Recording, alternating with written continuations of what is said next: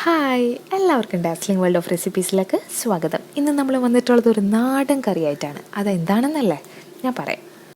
പച്ചക്കറിക്കായ തട്ടിൽ ഒരു മുത്തശ്ശി പൊട്ടേറ്റോ ചൊല്ലി, കുഞ്ഞോളെ കുമ്പാളിൽ മാമുണ്ട് ചാഞ്ചാടു. യെസ്, നമ്മുടെ പൊട്ടറ്റോ കറി. അപ്പോൾ നല്ല അപ്പത്തിൻ്റെയും ചപ്പാത്തിയുടെയും ചോറിൻ്റെ കൂടെയൊക്കെ കഴിക്കാൻ പറ്റിയ നല്ല ഒരു ഉരുളക്കിഴങ്ങ് കറിയുടെ റെസിപ്പി ആയിട്ട് വന്നിരിക്കണേ. അപ്പോൾ നമുക്ക് എങ്ങനെ ഉണ്ടാക്കണമെന്ന് നോക്കാം.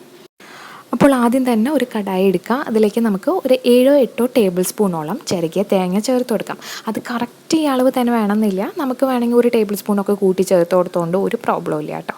എന്നിട്ട് നമുക്കൊരു മീഡിയം ഫ്ലെയിമിലിട്ടിട്ട് ഇതൊന്ന് വറുത്തെടുക്കണം. അപ്പോൾ വറുത്തെടുക്കുന്നതിന് മുമ്പായിട്ട് നമുക്കിതിലേക്ക് കുറച്ച് സാധനങ്ങളൊന്ന് ചേർത്ത് കൊടുക്കാനുണ്ട്. ഒരു ചെറിയ പീസ് ഇഞ്ചി ചെറുതായിട്ട് അരിഞ്ഞിട്ടൊന്ന് ചേർത്ത് കൊടുക്കുക. ഒരു 3 ചെറിയ ഉള്ളി ചെറുതായിട്ട് അരിഞ്ഞിട്ടൊന്ന് ചേർത്ത് കൊടുക്കുക. അതേപോലെ തന്നെ 2 അല്ലി വെളുത്തുള്ളിയും കൂടെ ഒന്ന് മുറിച്ചിട്ട് ചേർത്ത് കൊടുക്കുക. കുറച്ച് കറിവേപ്പിലയും കൂടി ഇട്ടിട്ട് വേണം നമ്മളിതൊന്ന് വറുത്തെടുക്കാൻ വേണ്ടിയിട്ട്. ഒരു മീഡിയം ഫ്ലെയിമിലിട്ടിട്ട് വേണം വറുത്തെടുക്കാനായിട്ട്. ഇപ്പം നമ്മുടെ തേങ്ങയുടെ കളറൊക്കെ ചെറുതായിട്ട് മാറി വരുന്നുണ്ട്.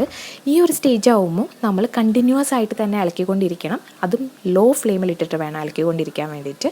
ഹൈ ഫ്ലെയിമിലിട്ടിട്ട് ഒരിക്കലും നമ്മൾ തേങ്ങ വറുത്തെടുക്കാൻ പാടില്ല. ആ കറിയുടെ ശരിയായിട്ടുള്ള ടേസ്റ്റ് നമുക്ക് കിട്ടില്ല. ഇപ്പം നമ്മുടെ തേങ്ങയൊക്കെ നന്നായിട്ട് ഫ്രൈ ആയി കിട്ടിയിട്ടുണ്ട്. കണ്ടോ, കാണുമ്പോൾ തന്നെ മനസ്സിലാവും നല്ലൊരു ഗോൾഡൻ ബ്രൗൺ കളറായി കിട്ടിയിട്ടുണ്ട്. ഈ സമയത്ത് നമുക്ക് ഇതിലേക്ക് കുറച്ച് പൊടികളും കൂടെ ഒന്ന് ചേർത്ത് കൊടുക്കണം. അപ്പോൾ ഫ്ലെയിം ലോ ഫ്ലെയിമിൽ തന്നെ ആയിരിക്കണം. എന്നിട്ട് നമുക്ക് ആദ്യം തന്നെ ഒരു 1/4 ടീസ്പൂണോളം മഞ്ഞൾപ്പൊടി ചേർത്ത് കൊടുക്കുക. ഇനി അടുത്തതായിട്ട് 1 ടേബിൾ സ്പൂണോളം മല്ലിപ്പൊടി ചേർത്ത് കൊടുക്കുക. ഇനി അടുത്തത് ഒരു 1/2 ടേബിൾ സ്പൂൺ നല്ല എരിവുള്ള മുളക് പൊടിയും കൂടെ ചേർത്ത് കൊടുക്കുക. അപ്പോൾ മുളക് പൊടിയുടെ എരിവ് നല്ല എരിവ് വേണ്ടവർക്ക് കുറച്ചും കൂടെ മുളക് പൊടി കൂട്ടി കൊടുക്കുക കേട്ടോ. ഈ 1 ടീസ്പൂൺ ഗരം മസാല പൊടിയും കൂടെ ചേർത്ത് കൊടുക്കുക. എന്നിട്ട് നമുക്ക് എല്ലാം കൂടി ഇട്ടിട്ട് ഒരു ലോ ഫ്ലെയിമിൽ നന്നായിട്ട് ഒരു 1-2 മിനിറ്റ് ഒന്നുകൂടെ ഒന്ന് വറുത്തെടുക്കുക. ഇപ്പം നമ്മുടെ തേങ്ങ നന്നായിട്ട് വറുത്തെടുത്തിട്ടുണ്ട്. ഇനി നമുക്കിത് ചൂടാറിയതിന് ശേഷം ഒരിത്തിരി വെള്ളം ഒഴിച്ചിട്ട് നല്ല പേസ്റ്റ് പോലെ ഒന്ന് അരച്ചെടുക്കണം. നമുക്കിതൊന്ന് മാറ്റി വയ്ക്കാം കേട്ടോ. ഇനി നമ്മളിവിടെ ഇതുപോലെ ഒരു മൺചട്ടിയിലാണ് നമ്മൾ കറി ഉണ്ടാക്കാൻ പോകുന്നത്. അതിലേക്ക് ഞാൻ ഓൾറെഡി ഒരു 1.5 ടേബിൾ സ്പൂണോളം വെളിച്ചെണ്ണ ഒഴിച്ച് കൊടുത്തിട്ടുണ്ട്.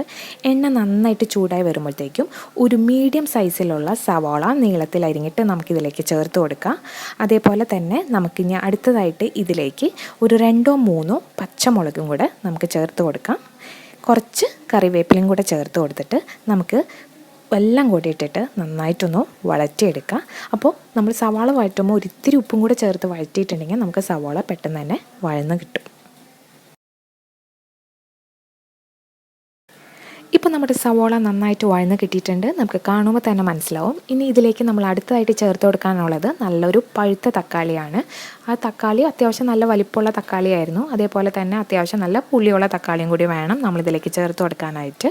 എന്നിട്ട് അതും കൂടെ ഇതിലേക്ക് ഇട്ടിട്ട് നമുക്ക് എല്ലാം കൂടെ നന്നായിട്ടൊന്ന് വഴറ്റിയെടുക്കാം. ഇപ്പോൾ നമ്മുടെ സവാളയും തക്കാളിയൊക്കെ നന്നായിട്ട് വഴന്ന് കിട്ടിയിട്ടുണ്ട്. നമുക്ക് കാണുമ്പോൾ മനസ്സിലാവും തക്കാളിയൊന്നും ശരിക്കും അങ്ങനെ കാണുന്നില്ല, നന്നായിട്ട് യോജിച്ച് കിട്ടിയിട്ടുണ്ട്. അപ്പോൾ ഈ ഒരു സമയമാകുമ്പോൾ അടുത്തായിട്ട് നമുക്ക് ചേർത്ത് കൊടുക്കാനുള്ളത് ഉരുളക്കിഴങ്ങാണ്. 2 മീഡിയം സൈസിലുള്ള ഉരുളക്കിഴങ്ങ് ഇതേപോലെ മുറിച്ചിട്ട് വേണം നമ്മളിതിലേക്ക് ചേർത്ത് കൊടുക്കാൻ വേണ്ടിയിട്ട്. അങ്ങനെ നമ്മൾ ഇത് ചേർത്ത് കൊടുത്തതിന് ശേഷം നമ്മളെല്ലാം കൂടെ നന്നായിട്ടൊന്ന് ഇളക്കി യോജിപ്പിച്ചിട്ട് 1 മിനിറ്റോളം നമുക്ക് ഈ ഉരുളക്കിഴങ്ങ് ഇതിലിട്ട് നന്നായിട്ടൊന്ന് വഴറ്റിയെടുക്കാം. ഇപ്പം നമ്മൾ നന്നായിട്ട് ഇതേപോലെ വഴറ്റിയെടുത്തിട്ടുണ്ട്. ഇതിന് ശേഷം നമ്മൾ അരച്ച് വെച്ചിട്ടുള്ള തേങ്ങ ഉണ്ടല്ലോ, വറുത്ത തേങ്ങ, അതും കൂടെ നമുക്കിതിലേക്ക് ചേർത്ത് കൊടുക്കണം കേട്ടോ. അപ്പോൾ അതും കൂടെ നമ്മളിവിടെ ചേർത്ത് കൊടുക്കുകയാണ്. എന്നിട്ട് നമുക്കിതിലേക്ക് കുറച്ച് വെള്ളം കൂടെ നമുക്ക് ചേർത്ത് കൊടുക്കണം. കാരണം നമുക്ക് ഇതൊരു ഒഴിച്ചു കറിയാണ്, അത്യാവശ്യം നല്ല ഗ്രേവി വേണം. അപ്പോൾ നമുക്ക് കുറച്ച് വെള്ളം കൂടെ നമ്മുടെ ആവശ്യത്തിനനുസരിച്ചുള്ള വെള്ളം ചേർത്ത് കൊടുക്കുക. ഇവിടെ ഞാനൊരു 1.5 കപ്പോളം വെള്ളം കൂടെ ചേർത്ത് കൊടുത്തിട്ടുണ്ട്. എന്നിട്ട് എല്ലാം കൂടി ഇട്ടിട്ട് നന്നായിട്ടൊന്ന് ഇളക്കി യോജിപ്പിക്കുക. അപ്പോൾ ഇപ്പോൾ ഉപ്പ് നോക്കുമ്പോൾ കുറച്ച് കുറവായിരിക്കും, കാരണം നമ്മളന്ന് സവാള വഴറ്റിയപ്പോൾ കുറച്ച് ചേർത്ത് കൊടുത്തിട്ടേ ഉണ്ടായിരുന്നുള്ളൂ. അപ്പോൾ കുറച്ചും കൂടി ഉപ്പൊന്ന് ചേർത്ത് കൊടുത്തിട്ട് നമുക്ക് ഈ കറി നന്നായിട്ടൊന്ന് തിളപ്പിക്കാൻ വേണ്ടി വെക്കാം. ഇപ്പോൾ നമ്മുടെ കറി നന്നായിട്ട് ഒന്ന് തിളച്ച് തുടങ്ങിയിട്ടുണ്ട്. ഇടയ്ക്കൊന്ന് ഇളക്കി കൊടുക്കുക. എന്നിട്ട് ഒരു കുറച്ച് നേരം കൂടെ ഈ കറി ഇട്ട് നമ്മൾ തിളപ്പിക്കണം കേട്ടോ. അതായത് നമ്മുടെ അരപ്പൊക്കെ നന്നായിട്ട് ഈ ഉരുളക്കിഴങ്ങിലൊക്കെ പിടിക്കണം, നമ്മുടെ മസാലയൊക്കെ നന്നായിട്ട് പിടിക്കണം. അതുവരെ നമുക്കൊരു ലോ ടു മീഡിയം ഫ്ലെയിമിലിട്ടിട്ട് ഇത് തിളപ്പിച്ചുകൊണ്ടേയിരിക്കുക. അതേപോലെ തന്നെ ഉപ്പ് നോക്കിയിട്ട് കുറവാണെങ്കിൽ കുറച്ചും കൂടെ ചേർത്ത് കൊടുക്കുക കേട്ടോ. ഇപ്പോൾ നമ്മുടെ കറി ഓൾമോസ്റ്റ് റെഡി ആയിട്ടുണ്ട്. ഉരുളക്കിഴങ്ങൊക്കെ നന്നായിട്ട് വെന്ത് കിട്ടിയിട്ടുണ്ട്. അതേപോലെ തന്നെ ഗ്രേവിയൊക്കെ അത്യാവശ്യം നന്നായിട്ട് തിക്കായി കിട്ടിയിട്ടുണ്ട്. നമ്മൾ കൂടുതൽ തിക്കാക്കാൻ നിൽക്കണ്ട, കാരണം ഈ കറി തണുക്കുമ്പോൾ കുറച്ചും കൂടെ നന്നായിട്ട് കുറുകി വരും. അതുകൊണ്ട് തന്നെ ഈ ഒരു പരുവത്തിൽ തന്നെ നമുക്ക് ഫ്ലെയിം ഓഫ് ചെയ്ത് കൊടുക്കാം. ഇനി അവസാനമായിട്ട് നമുക്കിതിൻ്റെ മുകളിൽ ഒന്ന് താളിച്ചിട്ട് ഒന്ന് ഒഴിച്ചു കൊടുക്കാനുണ്ട്. അതിന് വേണ്ടിയിട്ട് നമ്മളിവിടെ ഒരു കടായി വെച്ചിട്ട് അതിലേക്ക് 1 ടേബിൾ സ്പൂണോളം വെളിച്ചെണ്ണ ഒഴിച്ച് കൊടുക്കുക. എണ്ണ നന്നായിട്ട് ചൂടാകുമ്പോഴത്തേക്കും അതിലേക്ക് ഒരു 5-6 ചെറിയുള്ളി അരിഞ്ഞിട്ടൊന്ന് ചേർത്ത് കൊടുക്കുക. ചെറിയുള്ളി ഇല്ലെങ്കിൽ മാത്രം സവാള ചെറുതായിട്ട് അരിഞ്ഞിട്ട് ചേർത്ത് കൊടുത്താൽ മതി. ചെറിയുള്ളിയാണ് ഏറ്റവും കൂടുതൽ ടേസ്റ്റ് ഉണ്ടാവുക. എന്നിട്ട് നന്നായിട്ട് എണ്ണയിലിട്ടിട്ട് ഈ ഉള്ളി ഒന്ന് മൂപ്പിക്കണം. ഇപ്പോൾ ഉള്ളിയൊക്കെ നന്നായിട്ട് മൂത്ത് കിട്ടിയിട്ടുണ്ട്, നല്ലൊരു ഗോൾഡൻ ബ്രൗൺ കളറായി കിട്ടിയിട്ടുണ്ട്. ഇനി ഇതിലേക്ക് നമുക്കൊരു 1/4 ടീസ്പൂണോളം മുളക് പൊടിയും കൂടി ചേർത്ത് കൊടുക്കാം. എന്നിട്ട് ഫ്ലെയിം ഓഫ് ചെയ്ത് കൊടുക്കുക. ഫ്ലെയിം ഓഫ് ചെയ്തിട്ട് വേണം നമ്മൾ എന്നിട്ട് ഈ മുളക് പൊടി ഒന്ന് വഴറ്റിയെടുക്കാൻ വേണ്ടിയിട്ട്. ആ ഒരു പച്ചമണം മാറണ്ടല്ലോ, അതിന് വേണ്ടിയിട്ടാണ് നമ്മൾ ഫ്ലെയിം ഓഫ് ചെയ്തതിന് ശേഷം മാത്രം ഇതൊന്ന് വഴറ്റി കൊടുത്താൽ മതി. അല്ലെങ്കിൽ മുളക് പൊടി പെട്ടെന്ന് കരിഞ്ഞു പോകാനുള്ള ചാൻസ് ഉണ്ട്. അതിനുശേഷം നമുക്ക് ഇത് കറിയുടെ മുകളിലേക്ക് ഒഴിച്ചതിന് ശേഷം നമുക്ക് അതിന് മുകളിലായിട്ട് കുറച്ച് കറിവേപ്പില കൂടി ഇട്ടിട്ട് ഒന്ന് മൂടി വെച്ച് കൊടുക്കുക. എന്നിട്ട് ഒരു 10-15 മിനിറ്റ് കഴിഞ്ഞതിന് ശേഷം മാത്രം നമുക്ക് കറി ഒന്ന് ഇളക്കി യോജിപ്പിക്കുക. ഇപ്പോൾ ഒരു 20 മിനിറ്റ് കഴിഞ്ഞിട്ടുണ്ട്, നമ്മുടെ കറി റെഡി ആയിട്ടുണ്ട്. നമുക്ക് ഇനി ഒന്ന് ഇളക്കി നോക്കാം. നല്ല ടേസ്റ്റി ആയിട്ടുള്ളൊരു കറിയാണ്, എല്ലാവരും ഒന്ന് ട്രൈ ചെയ്ത് നോക്കുക.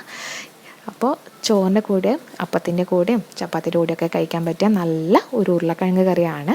അപ്പോൾ ഈ റെസിപ്പി ഇഷ്ടപ്പെട്ടിട്ടുണ്ടെങ്കിൽ വീഡിയോ ലൈക്ക് ചെയ്യാനും ഷെയർ ചെയ്യാനും കമൻറ്റ് ചെയ്യാനും മറക്കരുത്. സബ്സ്ക്രൈബ് ചെയ്തിട്ടില്ലെങ്കിൽ ഈ ചാനൽ സബ്സ്ക്രൈബ് ചെയ്യാനും മറക്കരുത്. തൊട്ടടുത്ത് കാണുന്ന ബെല്ലൈക്കണും കൂടെ ക്ലിക്ക് ചെയ്യണം. അതിൽ ഓൾ എന്ന ഓപ്ഷൻ സെലക്ട് ചെയ്യണം. താങ്ക്